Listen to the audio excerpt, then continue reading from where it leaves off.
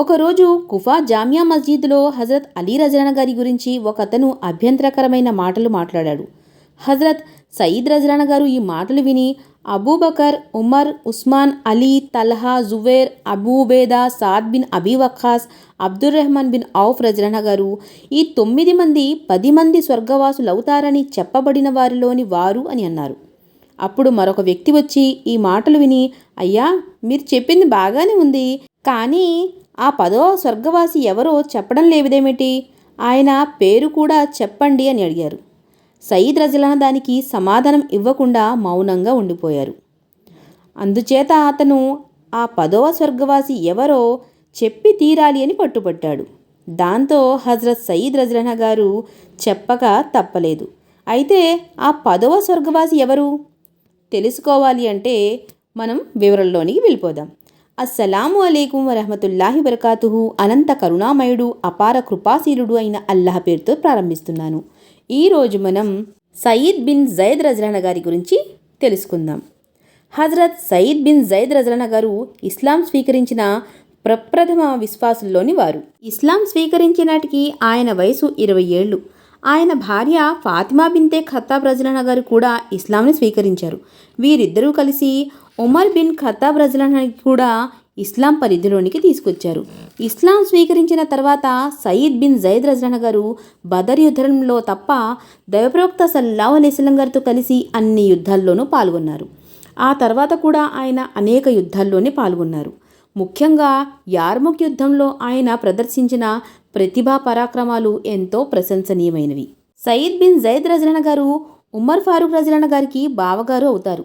అంతేకాదు వరుసకు సోదరుడు అంటే పినతండ్రి కొడుకు కూడా అవుతారు.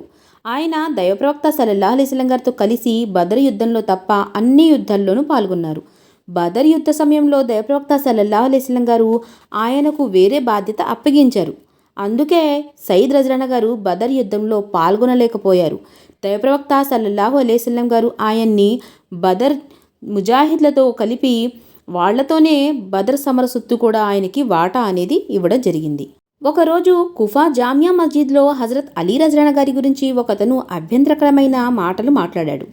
హజరత్ సయీద్ రజానా గారు ఈ మాటలు విని Abu Bakr, Umar, Usman, Ali, Talha, Zubair, Abu Ubaidah, Saad bin Abi Waqqas, Abdur Rahman bin Auf రజానా గారు ఈ 9 మంది కూడా స్వర్గవాసులు అవుతారు అని చెప్పబడిన వారు అని చెప్పారు.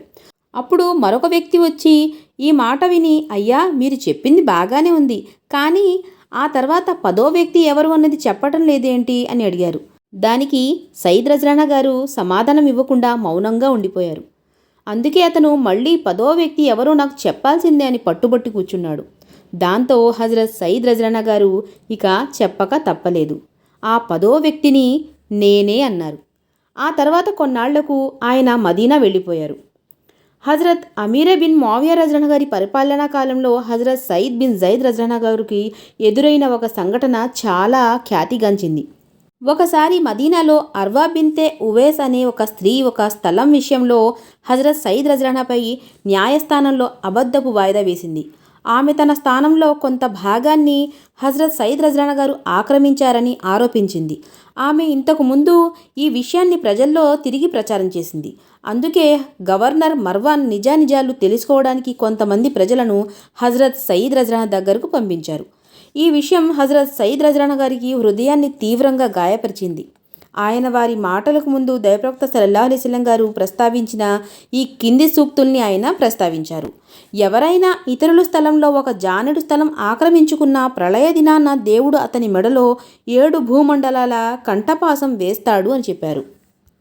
ఈ హితోక్తి చెప్పిన తర్వాత సయీద్ బిన్ జైద్ రజానా గారు ఆ స్త్రీని శపిస్తూ, దేవా, ఆ స్త్రీ తనపై నేను దౌర్జన్యం చేశానని చెబుతుంది. ఆమె తన వాదనలో అబద్ధాల మారి అయితే ఆమెను గుడ్డిదాన్ని చేసి నేను ఆక్రమించానని పోట్లాడుతున్న స్థలంలోని బావిలో పడవేయి అని అన్నారు. ఇలా శపించిన కొన్నాళ్లకే ఆ స్త్రీ కళ్ళు పోయాయి. దాంతో ప్రజలు సయీద్ బిన్ జైద్ రజానా గారు సత్యవంతుడని, ఆ స్త్రీయే అబద్ధాల మారి అని తెలుసుకున్నారు. ఆ తర్వాత మరి కొన్నాళ్లకు ఆ అంధురాలు తన స్థలంలోనే దేవులాడుతూ అంటే తచ్చాడుతూ తిరుగుతూ అదే నూతిలో పడి చనిపోయింది. హజరత్ సయీద్ బిన్ జైద్ రజానా గారు హిజ్రీ శకం 55వ సంవత్సరంలో 72 వయసులో ఇహలోకం వీడి తమ ప్రభువుని కలుసుకోవడానికి వెళ్ళిపోయారు. చివరిగా నాదొక చిన్న విన్నపం. మీకు గనక నా వీడియోస్ నచ్చితే తప్పకుండా లైక్ చేయండి, షేర్ చేయండి, సబ్స్క్రైబ్ చేసుకోవడం మర్చిపోవద్దు. అల్లా తఆలా మనందరికీ ఎన్నో విషయాలు తెలుసుకుని వాటిపైన ఆచరించే సద్బుద్ధిని ప్రసాదించాలని నేను దువా చేస్తూ ముగిస్తున్నాను. అస్సలాము అలైకుం వరహ్మతుల్లాహి వబరకాతుహు.